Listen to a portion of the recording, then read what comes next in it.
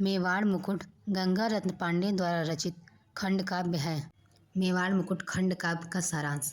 मेवाड़ मुकुट खंड काव्य की रचना श्री गंगा रत्न पांडे द्वारा की गई है। 7 सर्गों में विभाजित खंड काव्य की मूल कथा के केंद्रीय पात्र इतिहास प्रसिद्ध महापुरुष योद्धा महाराणा प्रताप हैं। इस खंड काव्य का सारांश निम्नलिखित है। खंड काव्य का आरंभ अरावली पर्वत श्रृंखला से होता है। मुगल सम्राट अकबर और महाराणा प्रताप के मध्य हुई हल्दी घाटी के युद्ध में महाराणा प्रताप के पराजित होने के पश्चात अरावली पर्वत में शरण ली हुई है। अरावली भारतवर्ष के पश्चिमी भाग में फैला हुआ है, जिसमें सदा ही शत्रुओं के आक्रमण को झेलकर मेवाड़ की रक्षा की है। युद्ध में पराजित राणा अपनी पत्नी लक्ष्मी और पुत्र अमर और धर्मपुत्री अकबर की पुत्री दौलत के साथ अरावली पर्वत के क्षेत्र में एक कुटिया में रह रहे हैं।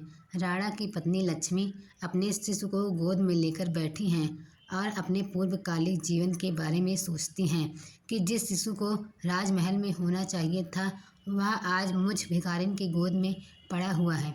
इसे अपनी माँ का दूध भी नसीब नहीं हो रहा। राणा और उसका परिवार संयम पूर्वक वन के कष्ट और अभाव सहन कर रहे हैं।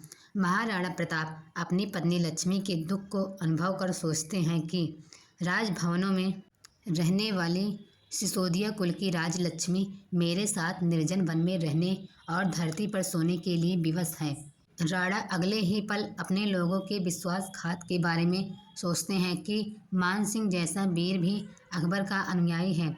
शक्ति सिंह जो मेरा भाई है, वह भी द्रोही निकला, अकबर से जा मिला। वह अपने प्रिय घोड़ों को याद करते हैं तथा आंसू बहाते हैं, जिसने राणा के प्राण बचाने के लिए अपने प्राण त्याग दिए। उन्हें दौलत का ख्याल आता है कि न जाने उसका क्या होगा। दौलत अकबर की पुत्री है, जो राणा जैसे पिता व लक्ष्मी जैसे माता का स्नेह पाकर अत्यंत प्रसन्न है। उसे यह कुटिया आगरा के महलों की अपेक्षा अधिक सुखकर लग रही है। उसके मन में शक्ति सिंह के प्रति प्रेम भाव है, लेकिन उसने अपने मन की बात किसी को भी नहीं बताई है। राणा दौलत को उदास देखकर उससे उदासी का कारण पूछते हैं। वह कहती है कि मैं आपके लिए अभागी हूँ, कहीं मेरे कारण मेवाड़ मुकुट का शीश ना झुक जाए, के लिए साधन जुटाने में व्यस्त हैं। तभी राणा का अनुचर एक पत्र लाता है। पत्र पढ़कर राणा पृथ्वीराज को बुलाने के लिए कहते हैं।